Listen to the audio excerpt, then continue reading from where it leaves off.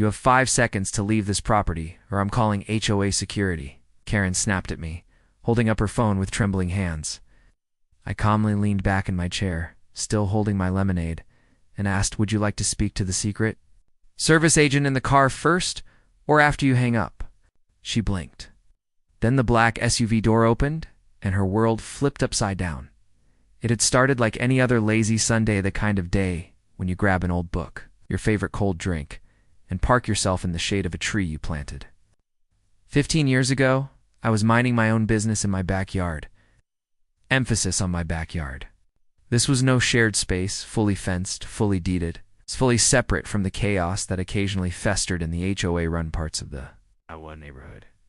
I wasn't even part of the HOA, my property. Built before the HOA was ever formed, sat like a peaceful island just outside their overreaching jurisdiction. But that didn't stop Karen.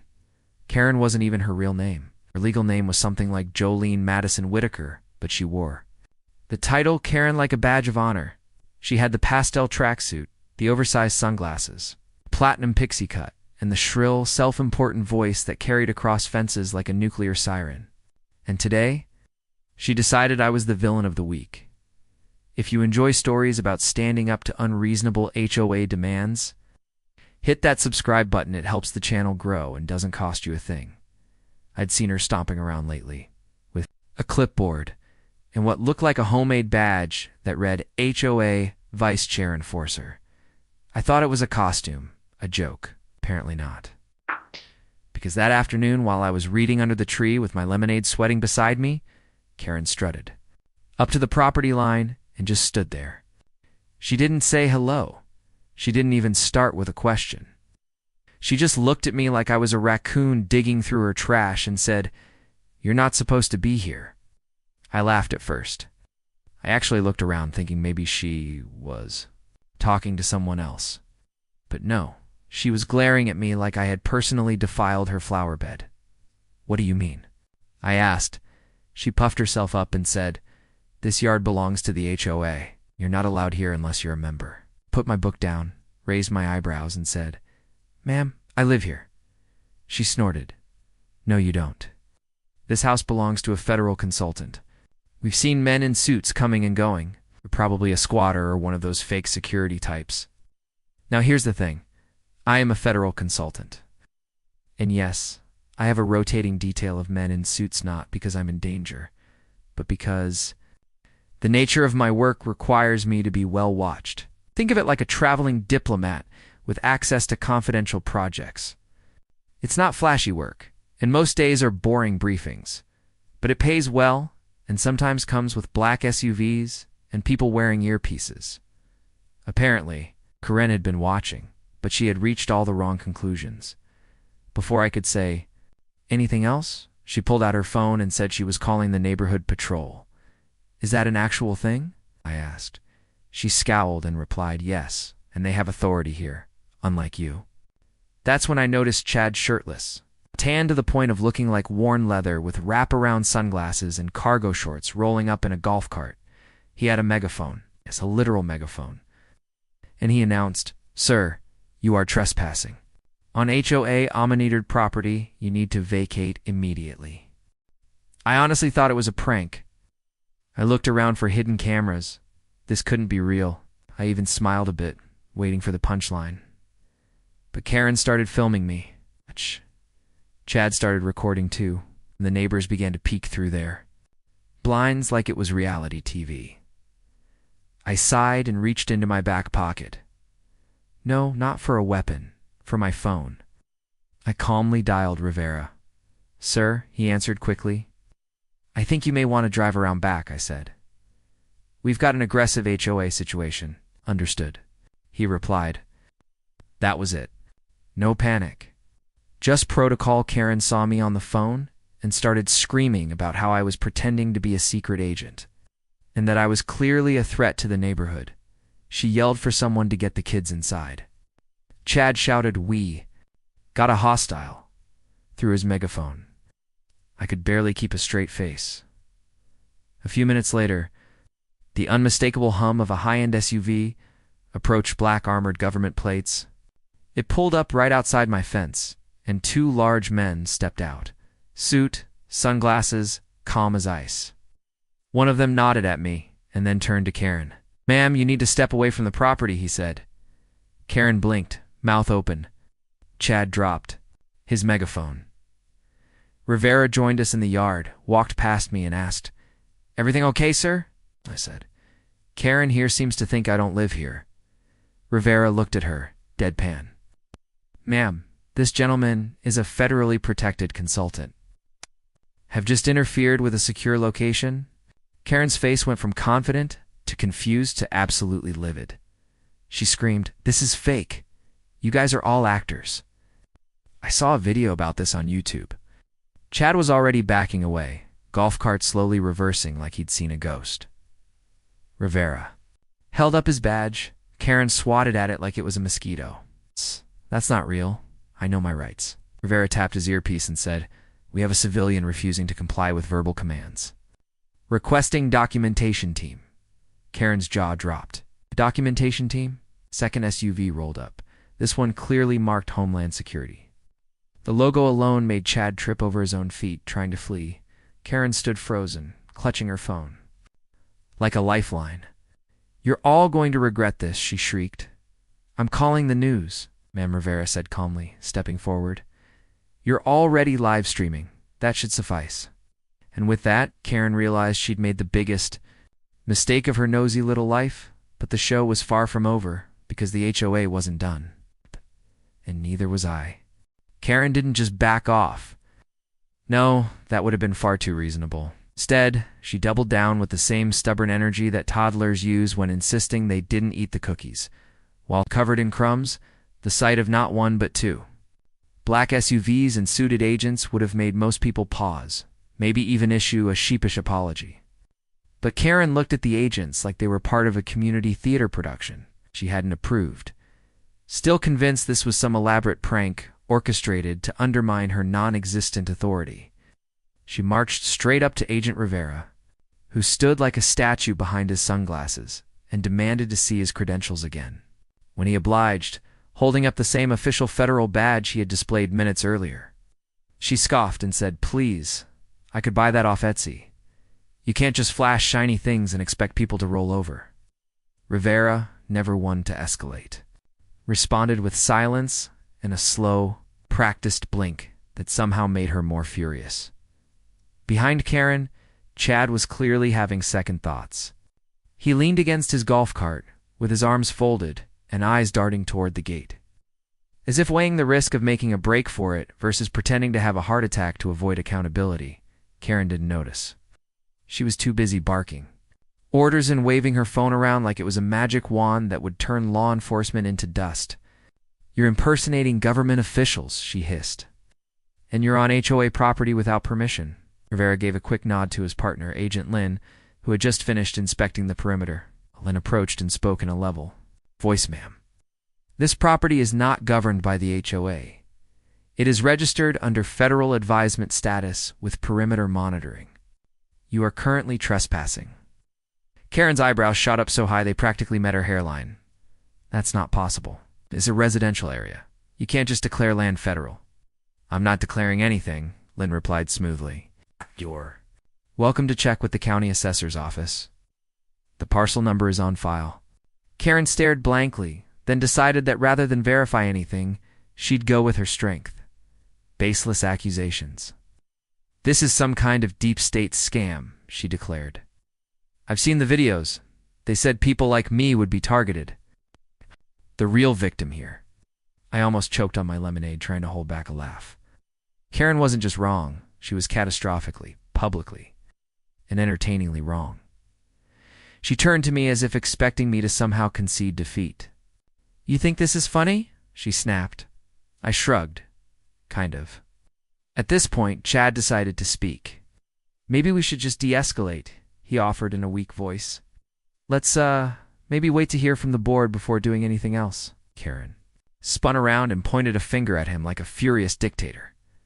"No, we can't back down now. This is OUR neighborhood. We don't take orders from federal actors pretending to be neighbors."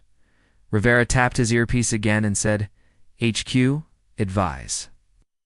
We may need to conduct a misinformation evaluation. Civilian appears to be escalating under paranoid delusions, possibly influenced by conspiracy material. Karen's jaw dropped so fast it could have dislocated. Did you just call me paranoid? That's slander, only if it's not true, I muttered under my breath. Rivera remained calm. You're being documented for unlawful interference with a federally monitored property. Continued obstruction will result in detainment. Karen backed up slightly, but still held firm. I'm calling an emergency HOA meeting right now, she declared. And you, she pointed directly at me, will be removed by vote. This was so wildly incorrect that even Agent Lin raised an eyebrow. Ma'am, you cannot vote someone off their own federally registered land. That's not how democracy works. Karen stormed off with Chad in tow, muttering about taking this to the highest levels of HOA law. Chad seemed less committed, and more like a man desperately trying not to appear on the evening news. Rivera turned to me with a dry smirk. You weren't kidding. She's one of the loud ones. She's the loud one, I said. The rest are mostly just confused. The next day, the real circus arrived. Karen had actually managed to gather a small group of residents in her backyard for an emergency meeting. I only knew because they had set up a folding table with donuts, a loudspeaker, and a stack of poorly printed flyers that read "Protect our neighborhood from government infiltration." It looked like a cult meeting trying to sell Temshire. I watched from my porch with binoculars and a coffee mug that read "Federal Problem." Rivera stood nearby, unfazed as always. Chad tried to mediate, reading from some HOA manual about boundary disputes, but Karen snatched the paper from him mid-sentence and went on a tirade. It's about sovereign citizen rights and how my shed was a signal disruption site. Things got worse when she brought out a homemade diagram of my property with red arrows pointing to suspicious locations. One arrow literally pointed at a garden hose. Another circled my satellite dish with the words "Mind Control Beam." Rivera leaned toward me and asked, "Should we be concerned?" "Only if she builds a catapult," I replied. The climax of the meeting came when Karen introduced a motion to have me banned from the neighborhood. She stood on a plastic chair and shouted, "All in favor of evicting the intruder, raise your hands." Out. Of the dozen people in her yard, only to raise their hands, both of whom seemed unsure why they were doing it. One of them was mid-bite into a jelly donut and froze in embarrassment. Karen was undeterred. She declared the vote passed and told Chad to draft an official HOA order. Chad looked at her, then at me, and quietly said, "I think I forgot how to..." Right. It would have been comical if it hadn't been borderline tragic. This woman had poured her energy into a fantasy war against someone who literally owned the land she claimed as hers. And despite the humiliation, the ignored votes, and the presence of actual government agents, she still thought she could win. Rivera stepped forward, holding a tablet that displayed drone footage. "Ma'am," he said, walking toward the property. "Line again? This is surveillance footage from last week. You're shown entering this yard 7 times without permission, recording video, and making verbal threats." Karen blinked, lips twitching. "That's fake, deep fake. It's all fake." Chad peeked at the footage and muttered, "That looks like your blue visor, Karen." Karen's response was to grab her phone and shout, "That's it. I'm calling the media. The real media, not your puppets." Rivera simply said, "We'll inform them when they arrive." And that was the moment I realized something incredible. Karen wasn't just angry or mistaken. She was so committed to being right, even in the face of overwhelming truth, that she would take this to the end of the earth, or at least the local news.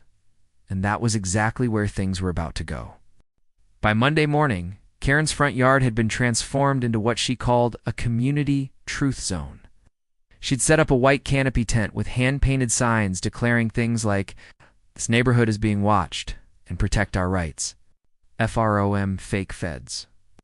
Under the tent, she had a folding table cluttered with clipboards, highlighters, and stacks of printouts featuring blurry screenshots of my security cameras, my satellite dish, and somehow my mailbox. Each was marked with arrows, labels, and dramatic red underlining. One sign read, "Unknown frequencies." with 3 question marks and a stick figure diagram of a man with a briefcase, which I think was supposed to be me. She'd also called the press, and to my disbelief, they actually showed up. A local news van rolled up just after noon, its antenna popping up and camera crew unloading. While Karen dabbed her forehead with a handkerchief like she was about to deliver the Gettysburg Address, I watched from my office window.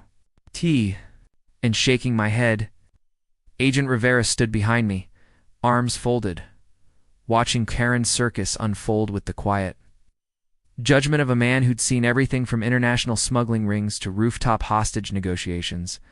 This, however, might have topped it. Karen greeted the reporter as if she were royalty, launching into a dramatic retelling of how she bravely confronted a potential infiltrator, and how multiple actors disguised as government agents threatened her constitutional rights.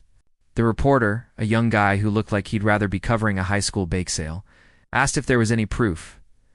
Kieran pointed across the street at my house and said, "It's all happening right there, right under our noses." Then, in a stunning act of poor judgment, she escorted the reporter toward my fence, waving him forward like she was guiding him through the gates of a secret military base. They walked right up to my property line and started filming, narrating her accusations while pointing at everything from my garden gnome to the motion sensors. At one point, she accused my solar panels of intercepting data from neighborhood Wi-Fi. I could practically hear Rivera's blood pressure spike. Without saying a word, Rivera walked outside and approached the group, calm, respectful, but unmistakably firm. He asked to see press credentials. The cameraman handed them over without argument.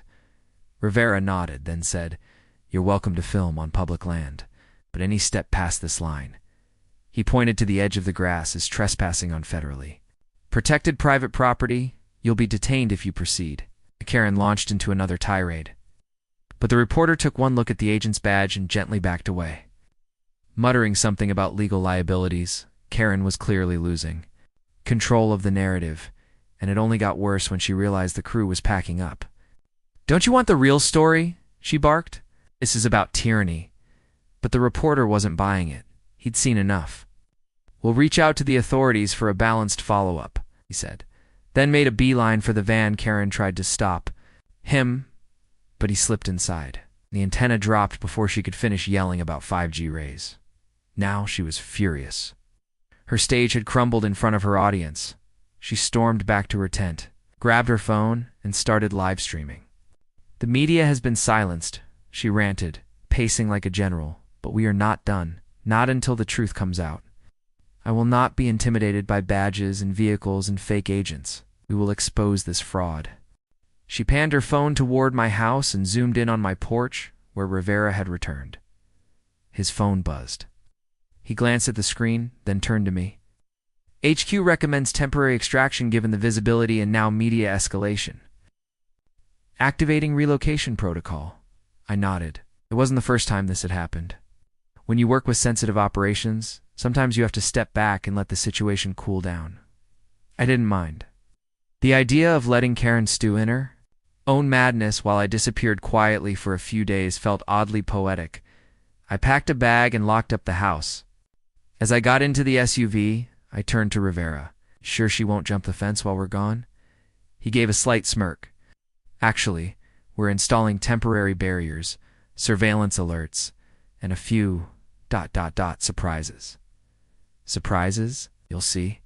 He said. We left without fanfare, no sirens, no flashing lights, just 2 SUVs gliding out of the neighborhood. Karen came running out of her tent, trying to film the departure, screaming about how they were fleeing before the real investigation began. She waved her phone wildly like she'd just broken Watergate. The moment I was gone, Rivera's team moved fast. A new perimeter sign went up at my fence, read "Federal Surveillance Zone. Entry restricted under Title 18 USC Section 1382. Karen stared at it, puzzled but intrigued.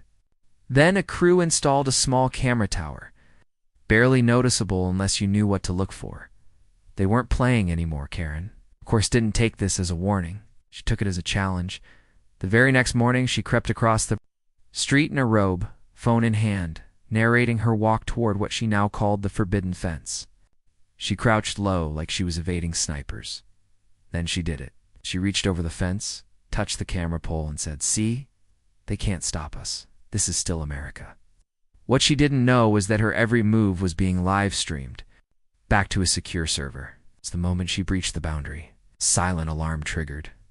Within 20 minutes, a federal response vehicle arrived.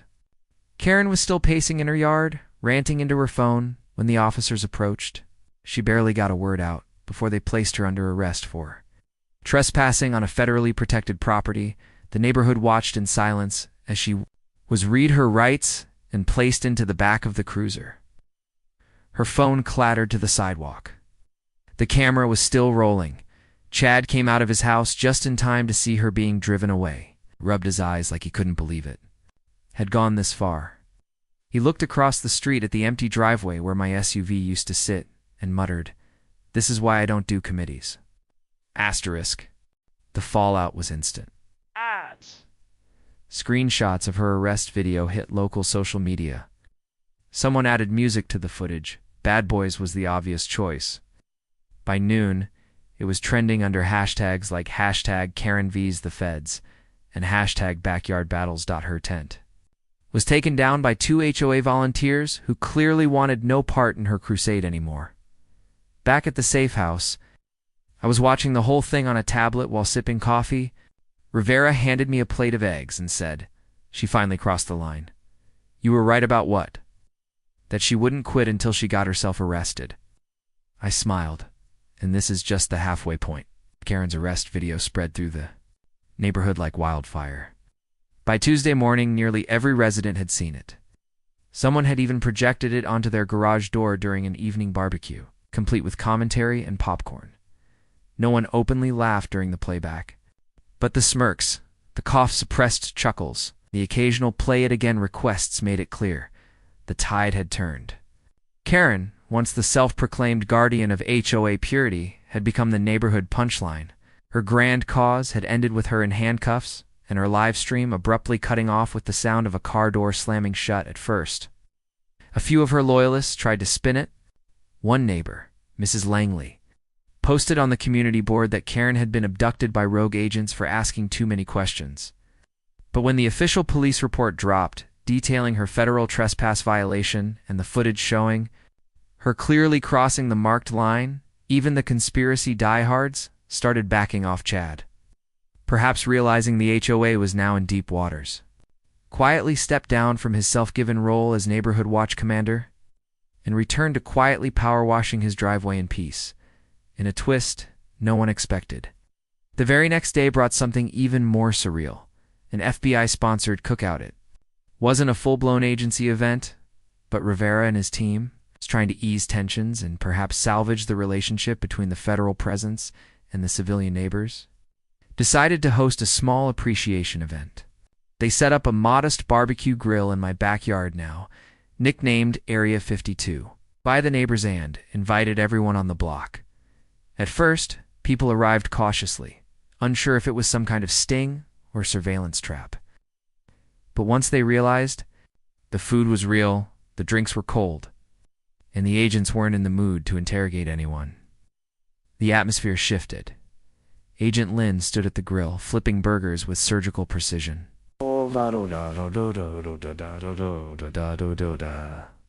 Handing out sodas and water, like a bartender in a no-nonsense lounge. Kids played on the grass, adults mingled. People brought side dishes. One family even brought lawn chairs and sat in the shade, chatting with my detail like they were old friends. Nobody asked intrusive questions. They just hung out.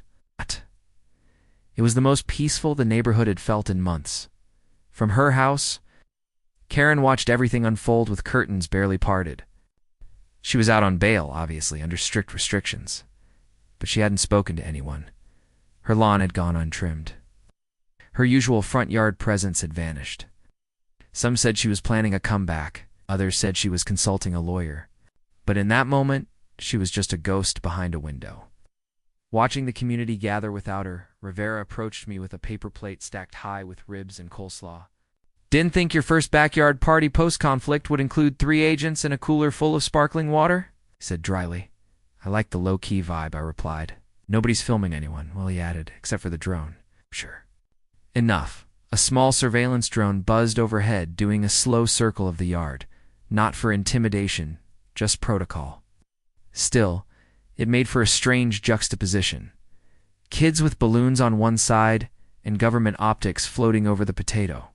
Salad on the other. Welcome to Suburbia 2.0. But the peace wasn't meant to last. As if on cue, a second vehicle rolled into the neighborhood. This one didn't have tinted windows or diplomatic plates.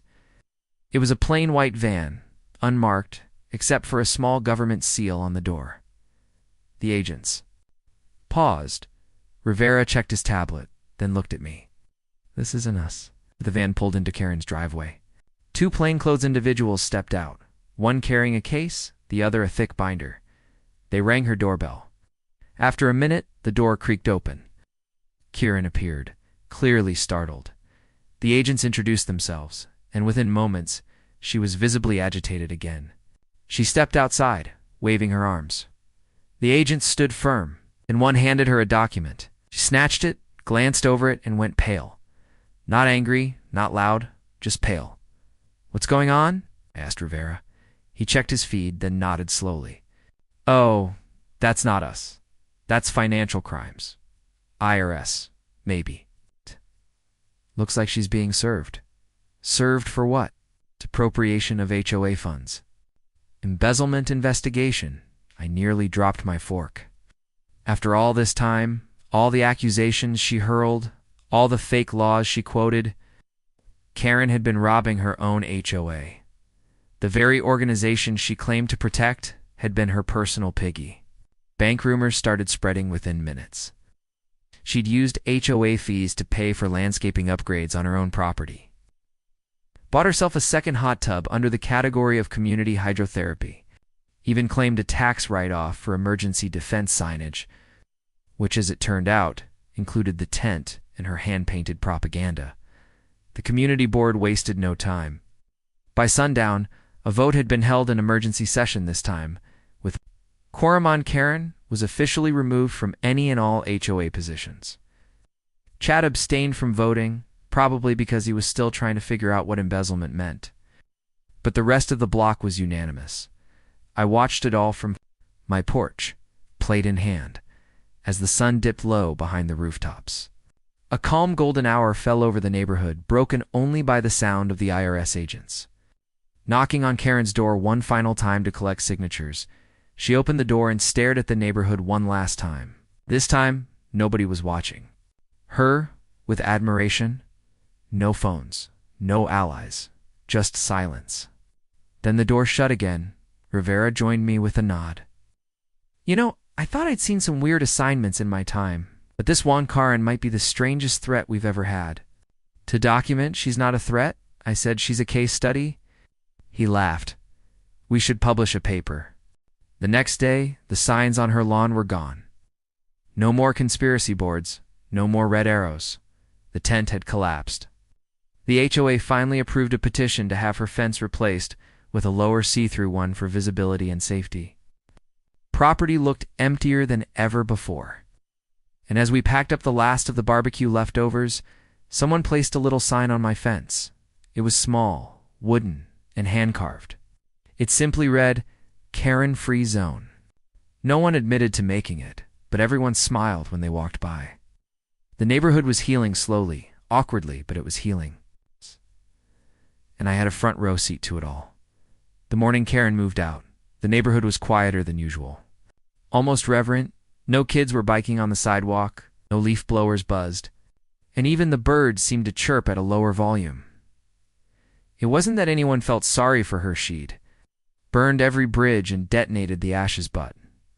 There was a sense of closure in the air. It's like the final chapter of a long, ridiculous book had been read, and the cover was now being shut for good. A single moving truck sat in her driveway, engine running, while 2 men loaded her belongings in mechanical silence. She didn't greet anyone. She didn't yell or glare. She didn't even look up, dressed in a plain sweatshirt and oversized sunglasses.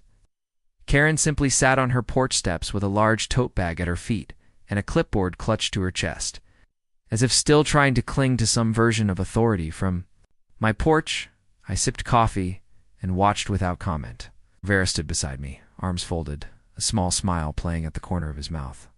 He wasn't gloating, he never gloated, but the end of the Karen saga had brought a distinct lightness to the neighborhood when he and his team had earned. When the last box was loaded and the door of the truck slammed shut, Karen stood, took one final look at the street, then got into the passenger seat. The truck pulled away slowly, leaving behind only a patch of dead grass and a sun-faded HOA proud sticker peeling off her mailbox. No one waved.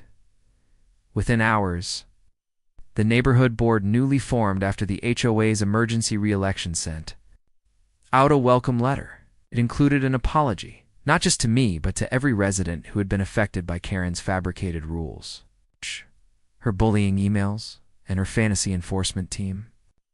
They promised transparency, accountability, and no more neighborhood patrols led by unqualified volunteers. It wasn't perfect, but it was a start.